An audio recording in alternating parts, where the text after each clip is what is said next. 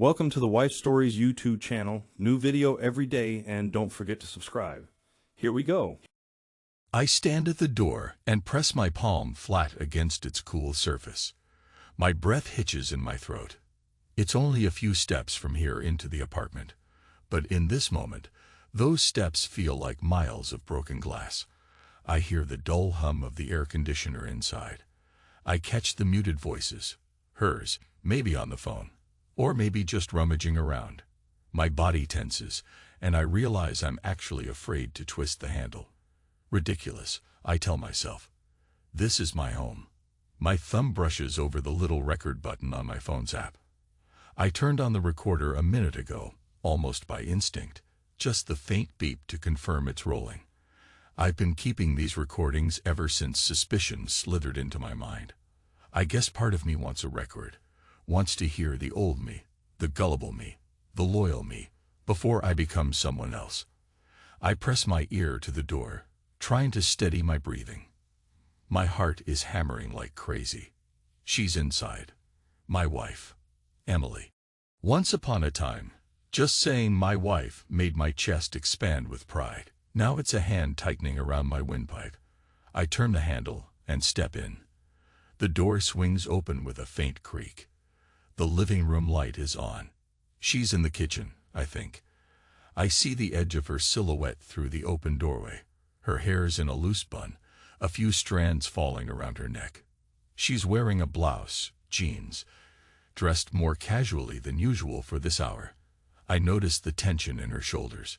She's hunched over the counter, flipping through the mail, or maybe just pretending to. "Hey," she says, turning with a slight jump. "I didn't hear you come in." I close the door quietly. My fingers still hover near the phone in my pocket. "Yeah," I say, "I guess I came home a little earlier than usual." I keep my voice neutral, maybe a bit husky from the dryness in my mouth. She sets the envelopes aside. "Everything okay at work?" I nod, but I don't move closer. Had a short day. Finished the pitch meeting early. My tongue feels thick. Every ordinary sentence is loaded with subtext. The tension is almost physical in the room. "You hungry?" She shakes her head. "Not really. I grabbed a bite with some colleagues after the shift." I know which colleague that was. The one with the easy grin and the broad shoulders. The one who has a name I used to forget. Marcus, until it became seared into my memory like a brand. I feel a surge of anger rising in my stomach, but I swallow it down. I'm trying to keep my voice controlled. Aggressively calm, like a detective about to corner a suspect. I walk into the kitchen, leaning my back against the fridge. She edges a bit away, crossing her arms, giving me that fleeting glance. We stand in silence for a few seconds. You could slice the air between us with a dull knife. "You sure everything's all right?" she asks again, eyes flicking across my face. She's searching for something, uncertainty, or maybe the slightest sign that I know. I just stare at her for a heartbeat. Then I shrug, letting out a short laugh. "Yeah, fine." My voice is soft, but behind it, there's the unspoken question that's been haunting me for weeks. When I say fine, I mean we'll see how long you can lie to me. She must sense that, because she bites her lip and turns her face away, as if she can't quite bear to hold my gaze. "I'm going to take a shower," she murmurs, stepping around me. She's got her phone in her hand. She's cradling it like a shield. "Sure," I say. "I'll just, unpack my things." She disappears down the hall, and I exhale. The phone in my pocket is still recording. I pull it out and pause it. There's nothing else I need to capture from this standoff.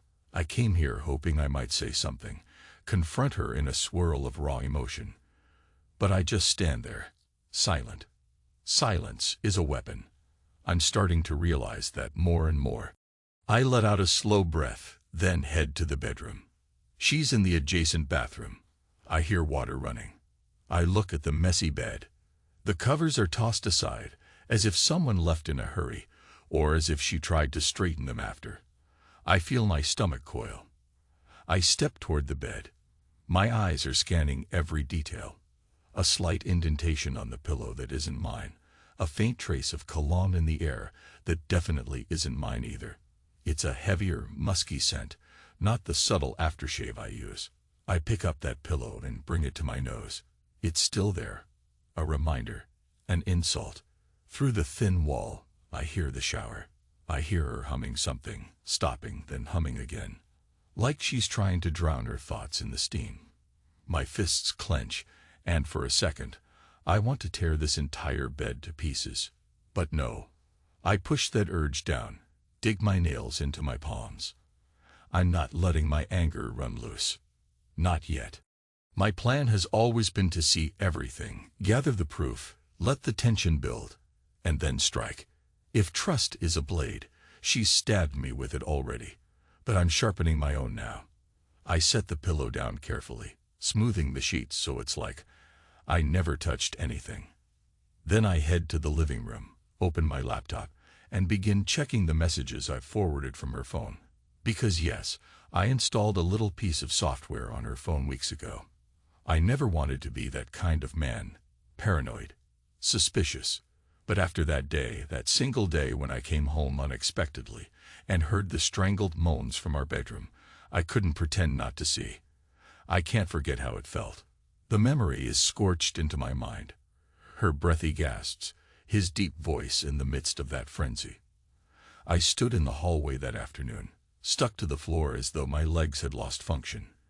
The door was cracked open. I remember the outline of their bodies, the rolling movement, bare limbs sliding together. I could smell the sweat, that heated musk of two people fully entwined. I saw the silhouette of her hair tossed to one side as he gripped her waist. Her moan, my name never once passed her lips. It was raw, it was primal, but it sure as hell wasn't for me. I stood there too stunned to do anything. My heart hammered. My throat went dry. Part of me wanted to barge in, drag him off her by the neck. Another part of me wanted to close my eyes and vanish, as if by ignoring it, I could undo it. But I was rooted in place. Then something snapped in me, and I took a step back, pressing myself flat against the wall. I peeked again, not believing my own eyes. But it was real. It was the living, breathing truth that my wife was pinned beneath a man I'd only glimpsed once or twice in her building. Someone from her office, or maybe the security staff. My entire body was trembling, and I stayed silent. I don't know how long I stood there, long enough for them to finish in a series of ragged gasps, long enough for me to hear her hush him, telling him to get dressed because he might be home soon. Long enough for me to realize I felt a chilling mixture of rage and heartbreak. And something else, a fierce, quiet determination. If I confronted them that day, it would have been an explosion, shouting, maybe even violence. But something in me said, wait, gather the details. Let them think you're clueless, because there's a subtle power in playing the fool. That was the day I decided to document every detail. Not to embarrass her publicly. No, that's not my style, but to have everything I needed when the time came for my own brand of closure. I left the house quietly, circled around, and pretended to arrive home 30 minutes later.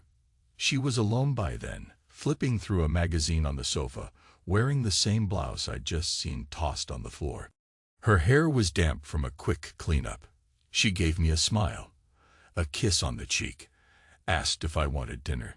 It was as if nothing had happened, and I let her believe I believed. That was weeks ago. Since then, the facade has only grown more elaborate. She started smiling more around me, ironically, perhaps out of guilt, or a twisted desire to make it all seem normal. She put more effort into her hair, her makeup, occasionally cooking a special meal like she was making amends. The funniest part is that I can't help noticing the signs of tension beneath that forced cheer. She would check her phone at odd hours. She'd giggle at a text, then look guilty if I glanced over. I'd give her a mild look, and she'd get defensive. The seeds of her own fear were sprouting. She had to sense, on some level, that the ground wasn't stable under her feet anymore. Then came the other blow. The bigger betrayal. The man, Marcus, turns out to be the father of our child. Well, the child I assumed was mine. My boy. My son. That fact alone is enough to drive a normal man to madness. But me, I handled it differently. I started connecting the dots when I noticed the blood types didn't match. Then I picked up an old conversation with the pediatrician, something about genetics, and realized I needed an actual test. So I did the test, quietly, without telling her. And I got the results on a day I'll never forget. Not the father. My first instinct was a wave of cold that swept through my entire chest, leaving me trembling. That boy. I loved him as my own. Still do, in a twisted sense, because he's innocent in this. But the mother, my wife, had lied from the start. Maybe she wasn't even certain who the father was. Or maybe she'd always known. That was the moment I understood my silence would be the greatest weapon of all. No fights, no shouting, no shattered dishes, just a quiet, unstoppable avalanche of truth rolling toward her. I close my laptop now and stare at the screen. A man who can't decide if I want to hate her, forgive her, or punish both of us. I tried to keep functioning, went back to the office, pretended life was normal. On the outside, I cracked jokes with coworkers, worked on spreadsheets, nodded politely at client meetings. Inside, I carried a roiling pit of anger, humiliation, and maybe a pinch of guilt, because a tiny, traitorous part of me wondered, did I neglect her? Did I push her away? At night, I'd stare at Jane across the dinner table. She'd try to meet my eyes, but I'd look past her. Sometimes I'd catch myself wanting to see if she was texting him.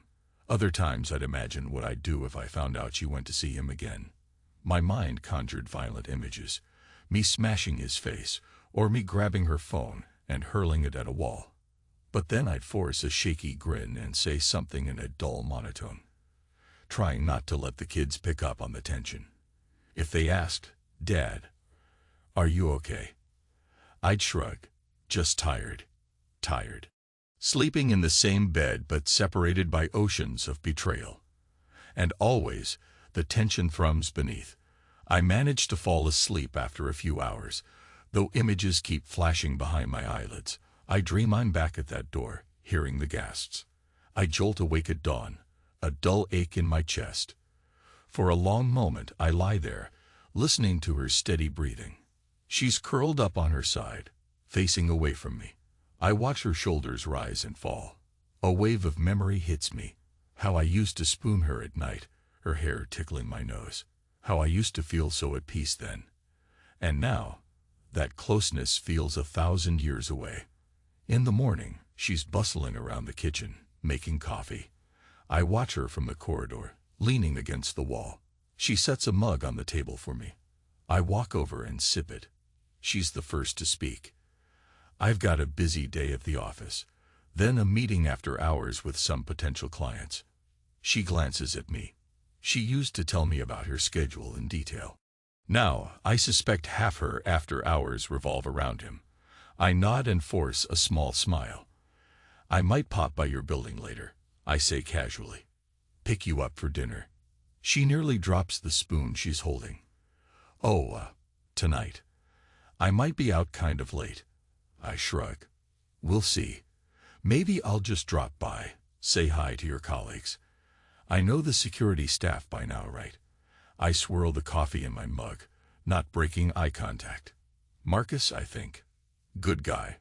She freezes, just a fraction of a second, but I catch it. Then she recovers, plastering a smile. You know him. Just seen him once or twice when I picked you up. I down the rest of my coffee. Anyway, I'll let you know if I make it. Gotta run too. She nods, swallowing. Her throat moves. Something in her eyes flickers. Fear or guilt or both. Good, I think. Let her feel that. Let her wonder what I know. I leave the house in my car and head to my actual job. The day passes in a haze of paperwork and mandatory meetings. Co-workers chat about the upcoming Father's Day weekend. I try not to let that tear me apart. Because Father's Day used to mean something to me, celebrating my father or imagining my child someday celebrating me. Now it's become a twisted mockery. I recall that hideous box she gave me last year, all wrapped up neatly with a big bright bow. I remember how she placed it in my hands, said Happy Father's Day, and gave me that shining smile. Then I opened it and discovered a bracelet with the engraving. Thank you for everything, Marcus. She told me it was a gift for me, from the bottom of her heart, that she got it done at some boutique. But I noticed the signature. She tried to play it off as a random design. I was too stunned to speak. Only later did the realization hit me like a freight train. That message was from him, some inside joke or secret promise, and she was brazen enough to repurpose it as if it were for me. Or maybe she didn't even think I'd get suspicious. My name isn't Marcus after all. She said it was a stock phrase. I remember the cold that coursed through my veins. That was the final puzzle piece. That was the day I made an appointment for a paternity test. Even now, the memory of that box is a slow-burning fuse. I can't wait for the moment I watch her facade crumble. I want her to know, really know, how deep her betrayal went. I go through my job in a kind of autopilot. At around 5 p.m., I decide to head to her building, just as I hinted. The city traffic is bad, but I eventually pull into the parking structure. My heart picks up as I ride the elevator to the lobby. The glass doors slide open with a hiss, revealing a polished marble floor. A big desk sits near the entrance. Marcus is there in his security uniform, scanning the crowd. He's tall, broad-shouldered, definitely built. He has a friendly, if somewhat vacant, smile. People pass by, greeting him with nods. I stroll up, giving him a half-smile. Evening, I say, letting my voice drop an octave. Here to see my wife, Emily Friedman. He nods, scanning a clipboard. Sure, you can wait in the lounge or head up. Whatever works. He glances at me again, probably recognizes me from before. There's a flicker of something in his eyes, but it's brief. Then he just gestures to the elevator bank. She might be in her office, he offers. 16th floor. I lean on the desk a little, meet his gaze. I wonder if he suspects anything. If he can feel the tension roiling under my calm expression. You know her well, I ask quietly. He shrugs, adjusting the collar of his uniform. Seen her around. We all know each other here, to some extent. Right. I nod slowly, letting a small smile form. Thanks, man. No problem, he says, returning to his phone. He doesn't realize it, but I can see the faint shift in his posture, the set of his jaw, the wariness in his shoulders. Maybe he does sense something. Good, let him sweat, too. I ride the elevator up. The building is sleek, with tinted windows and fluorescent lighting that hums faintly. I step off on Emily's floor and find her in a glass-walled corner office, typing at her computer. She looks up as I enter, eyes wide. Michael. She exhales, clearing her throat. What are you doing here? I'd take you to dinner, I say, hooking my thumbs into my pockets. But if you're busy, I can wait. She rises from her desk, smoothing her skirt. No, it's fine. Let me just finish up some paperwork and then, yeah, sure. She looks anxious, casting a quick glance at the clock on the wall. Give me 10 minutes. I wander around the open plan area, giving a polite nod to her coworkers. A few ladies from the administrative team smile at me, but their eyes flick quickly away, as if they know something they're not supposed to share. They probably do. Everyone here must have known, or at least suspected, how Emily was spending her breaks with the security guard. But they all keep their mouths shut. A tight-knit group of co-conspirators, in a way. I lock eyes with one of them, tall, with short brown hair. She's behind a reception desk, clearly flustered. When I smile, she looks away. Perfect, I think. They're all guilty of silence. Emily finishes up, grabs her coat, and we walk to the elevator. The ride down is painfully quiet. I glance at her reflection in the elevator's mirrored wall. She's biting the inside of her cheek. Her eyes are pinned to the doors. When they open, we step out into the lobby.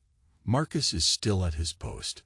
He gives a friendly wave. She waves back, but there's a weird stiffness in her wrist. I can't resist. I walk over to him, ignoring Emily's attempt to steer me away. Hey, thanks for the help earlier, I say. We're gonna head out. Good night. Night, he replies.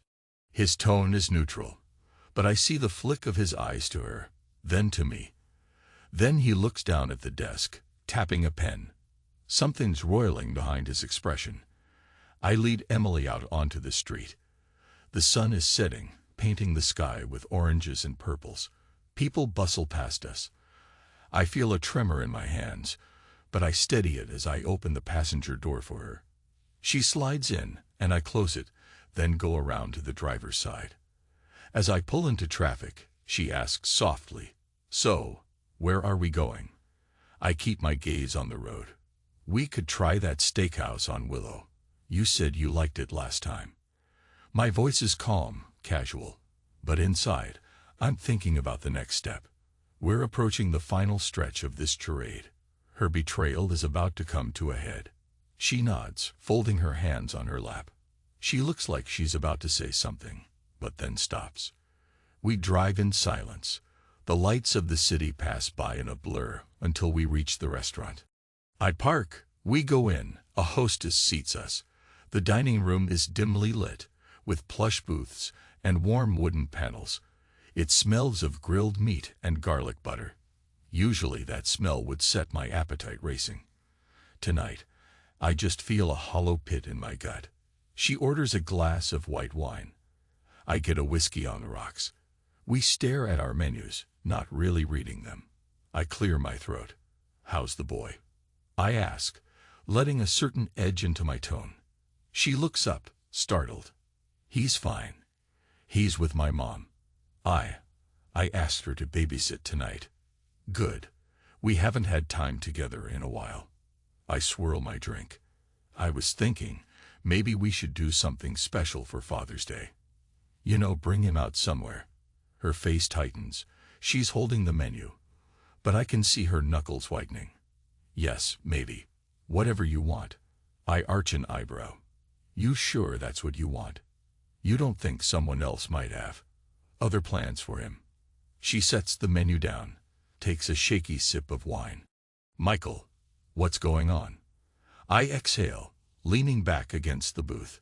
What's going on is, I'm trying to figure out how to salvage the scraps of my self-respect. I watch her eyes widen, watch the color drain from her cheeks. My voice is still controlled, but I can feel the heat behind it. "I'm tired, Emily. I'm done playing stupid." She draws a breath, tries to speak, but the waiter appears. We both freeze, exchanging a strained smile with him as he asks for our order. She orders the salmon. I order the ribeye. The minute he leaves, her voice comes out in a thin whisper. "Michael, you're scaring me." "Good," I say. "You've been scaring me for a while now, so it's only fair." She glances around nervously. There are other diners, but they're focused on their own meals. The lighting is low enough that we have a semblance of privacy. She leans forward, arms on the table. "Can we talk about this at home? Please." I shake my head. "No. I want to talk here, in a public place." Makes it easier for me to stay composed. She flinches as if I slapped her. "What do you want to say?" I take another sip of whiskey, letting the burn steady me. Then I look her dead in the eyes. "You remember that little gift you gave me last year? A bracelet with an engraving from someone named Marcus." She pales. Her lips part. I told you, that was just a design. Something the shop had in stock." "Don't lie." I cut her off, quietly. "Not anymore." Her gaze drops to the table, and I see her shoulders shaking. I see her struggling for words. She fiddles with the edge of the napkin. "Michael, it's complicated." I breathe through my nose. "Yeah, it's complicated. Like how I'm not even the father of our kid. That kind of complicated, right?" She stares at me with parted lips. Her eyes are filling with tears. "How did you?" I let out a half-laugh entirely devoid of humor. It's amazing what a paternity test can reveal, Emily. She presses both hands to her mouth. A tear spills down her cheek. I'm sorry, she whispers, voice trembling. Our waiter returns with bread and water, then quickly departs, sensing the atmosphere. I let her compose herself, my mind cold and sharp. Tell me, I say when we're alone again, how long? She can't look at me. She stares at the napkin on her lap. It started about 2 years ago. We'd been arguing a lot. You were working late. I felt lonely. I was stupid. I exhale slowly. Marcus. Security guy. Right. She nods. Her cheeks glisten with tears. Yes, I swear it just happened. We didn't plan. I raise a hand to stop her. So you got pregnant, and you told me it was mine. She closes her eyes. I thought it was, or I convinced myself it had to be, by the time I realized. Stop, I say, my voice straining. That's enough. I can feel the pounding in my chest. My jaw is tight. I'm aware that some part of me wants to cause a scene, toss the table aside. But I won't do that. I maintain that aggressively calm posture, letting my anger simmer beneath. Let everyone else keep eating their steaks in peace. She's shaking, probably waiting for me to explode. But I won't. That's not how I roll. I'd want her to face me with that raw awareness of what she's done. She sniffles, tries to dab her tears with the napkin. What do we do now? I lean forward. Now we eat. Then we go home. Then tomorrow, I'm going to visit your office. I have a few people to thank. Her brow furrows in confusion. What do you mean? I force a smile, which probably looks more like a grimace. Exactly that. You'll see. Then I pick up a piece of bread, tear off a chunk, and chew methodically, letting the tension hang. She stares at me as though I've lost my mind. Our entrees arrive. The waiter sets them down. She picks at her salmon, managing a few bites. I eat half my steak without really tasting it. My entire body is thrumming with tension. She tries a few times to speak, to apologize again, to ask me questions. I respond with monosyllables or silence. Once the plates are cleared, I pay the bill, leaving a generous tip out of reflex, and lead her out to the car. She's trembling. In the hush of the night air, I can almost taste her anxiety. We drive home in silence. She fidgets, sniffling. I keep my eyes on the road. Once we're inside, she tries to grab my arm. Michael, please. I gently pull away. I'm sleeping on the couch tonight. I mutter, not even looking at her. Good night. I leave her standing there, tears brimming in her eyes, and stretch out on the couch. I stare at the ceiling, a swirl of emotions raging under my skin. I've never felt so cold, so heartbreakingly cold. It's strange, the clarity it brings. I used to think love was warm. Now I see that sometimes the coldness can be a stronger emotion, heavier, more final. The night passes in a blur of nightmares and half-sleep. I wake up with a stiff back and a hollow ache in my chest. She's already gone to work by the time I drag myself off the couch. Fine. Let her go first. I shower, dress, and drive to her building just as I promised. I have a plan. One that's simple but surgical in its brutality. When I arrive, I see her colleagues milling about in the lobby, taking coffee breaks or chatting. Marcus is at his post as usual. Emily stands behind the reception desk with a coworker. She looks up, sees me, and her face drains of color. I stride right in, ignoring her wide-eyed expression. First, I go to her two closest colleagues, the ones who always greet me with polite smiles, the ones who must have known about her affair. I give each of them a brief, warm hug, and say, "Thank you so much for keeping the secret all this time. I appreciate you being so discreet." My voice trips with irony, but the expression on my face is that of a man giving heartfelt gratitude. They look shocked, stammering, "What do you mean?" We didn't. I pat them on the shoulder gently. forcing a cordial smile. It's okay. I respect loyalty. I'm sure it wasn't easy for you, but you did great. Emily hurries over, voice quivering. Michael, stop please. I turn to her. Her face is pale, eyes shimmering with panic. She sees me address the entire reception area. They all deserve a round of applause, don't you think? For holding it together while you carried on with your new friend. For not letting it slip. I speak softly, but the words carry in the suddenly quiet space. She's shaking her head, lips parted, but no sound comes out. People are gaping, the hush of tension thick in the air. Marcus is rooted at his desk, fists clenched. I glance at him, then at Emily, and let out a short laugh. What? Surprised, I know. I can see the color draining from his face, too. He starts to move, maybe to intervene, but I hold up a hand. Then I shift my focus back to her. Now, I say, lowering my voice to a near whisper, I believe there's one more small formality I need to attend to. I produce my passport from my inside pocket. It's an older version, not the newest, but the one that has spouse. Emily Friedman typed under my details. I click open a pen. Then slowly, in front of all of them, I draw a line through the word wife. A messy, scaring line. My hand is steady as I do it, and I feel a savage sense of satisfaction. It's petty, maybe, but it feels honest. I want the documents to reflect reality, not the illusions we used to spin. Emily's face twists, as if someone just flicked a switch inside her and shut off all color. She staggers a little. People around us are whispering, eyes darting from me to her. The air is so heavy you could choke on it. I snap the passport shut. There, I say softly. Better to keep it honest, right? She looks like she might faint. Her lips tremble, and for a moment, I see tears forming in her eyes. She knows I'm not just making a scene. She knows I'm severing the final thread. And now it's real, in front of everyone. Marcus steps forward, clearing his throat, but I toss him a dispassionate glance. I'm not here for you.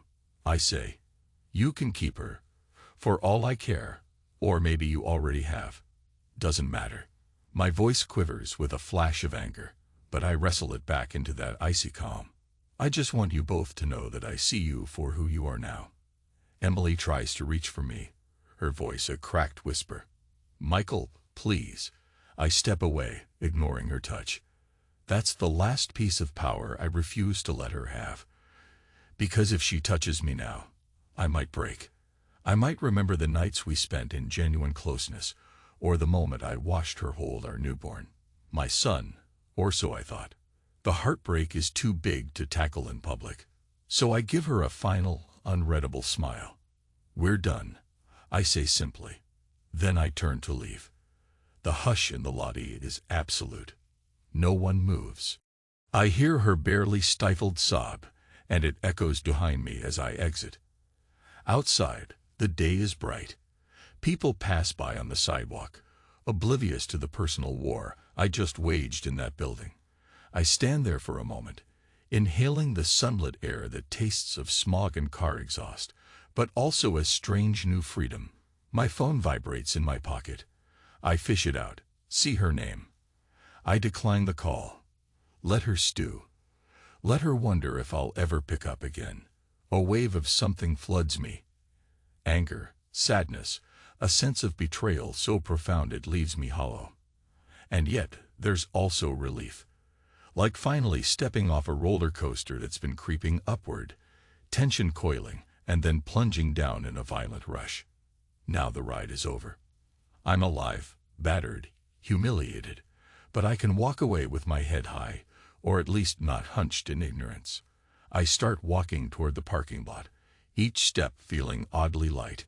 I pass a reflective window and catch my own expression, jaw clenched, eyes rimmed with exhaustion, but somehow calm. That's me, the new me. I get in my car, letting the engine idle for a moment. My heart is still thudding, and my mouth is dry. I realize my hands are trembling on the steering wheel. I close my eyes, taking slow breaths. I think about the child, about the future. It hurts that he's not mine, that everything was built on a lie. But at least now, the illusions are shattered, and I can begin something else, whatever that might be. Maybe I'll visit my parents, talk with them. They're old, in their 70s, but they'd always told me if anything bad happens, their door is open. Maybe that's my next step, a kind of refuge to let me rebuild myself. I open my eyes, feeling the tears prickle. I let them come this time, quietly. I'd always believed real men didn't cry, but I guess I was wrong. Real men cry when the world they built collapses. It's all right. No one's here to see except the empty passenger seat, and that seat used to hold a woman I thought was my faithful partner. Let the tears fall. I'll still stand tall when I'm done. After a minute, I wipe my face, shift into drive, and pull out of the lot. My mind is swirling with thoughts, but I keep the radio off. I want silence. Ironically, silence has become my loudest statement. She'll remember that, no matter what. She'll remember how I sought everything, how I waited, and how I didn't say a word until the final blow. That hush will ring in her ears louder than any scandal or shouting match. I don't know exactly what's next. Probably a lawyer, definitely. Possibly therapy, maybe a slow, methodical dismantling of the life we shared. But in this moment, as I head down the highway under that blazing afternoon sun, I feel a sense of resolve. She doesn't have my trust anymore, and trust was always my greatest gift, my deadliest weapon. Now I've taken it back, and I wield it like a shield around my heart. The foam on the passenger seat vibrates again. I glance at the screen. Emily. It stops after a few rings, then starts up again. She's desperate, obviously. Too late. I keep my gaze on the road, letting the phone ring out. I have no interest in hearing her excuses. Not today. Perhaps not ever. She can face her choices alone. I pass the city limits, merging onto a quieter stretch of highway. My breath gradually steadies. The horizon stretches ahead, the asphalt shimmering in the heat. I grip the wheel and accelerate. Somewhere up ahead is a new chapter for me, a place where I can be honest with myself and not smothered by betrayal. The anger inside me is still potent, swirling like a storm, but the horizon beyond that is brighter than the gloom of staying in that toxic web of lies. I press my foot on the gas. The engine growls. My tears have dried. My heart is raw, but it's beating steadily, fueling every mile I put between me and that building, me and the illusions. I picture her face one last time. Stricken, pale, tear-streaked. And I don't feel pity, or at least I try not to. Maybe part of me still grieves the woman I used to love. But that woman is gone, replaced by someone I hardly know. The city skyline recedes in the rearview mirror. My mind flicks over the final scenes of what happened. Hugging her coworkers, crossing out her name in my passport. That shocking clarity, that final exclamation point on the end of our marriage. She'll look at that line every time she sees my old passport.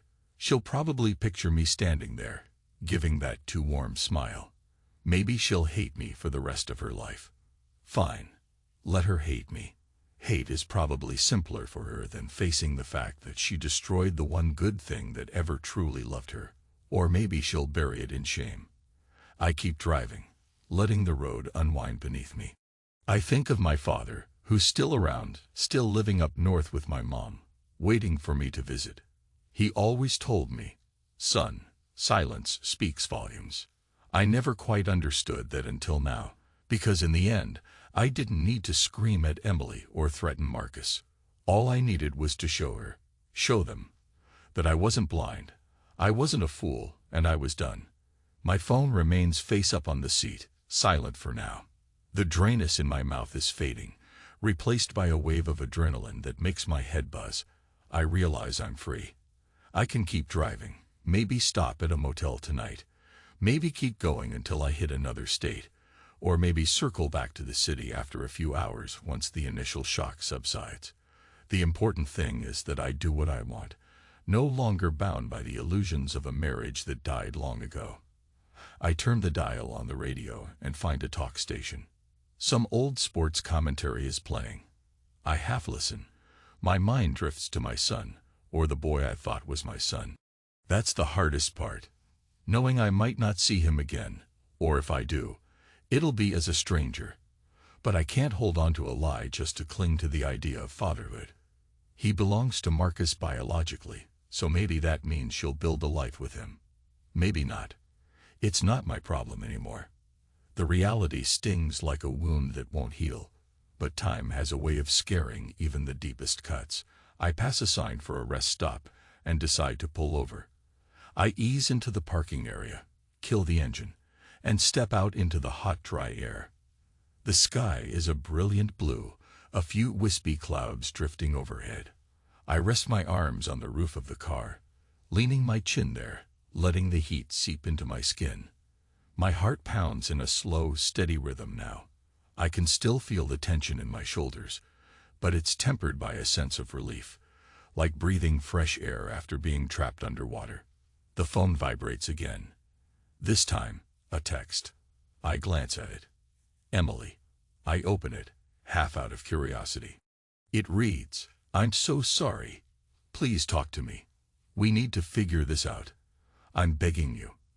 I close the message, toss the phone back onto the seat.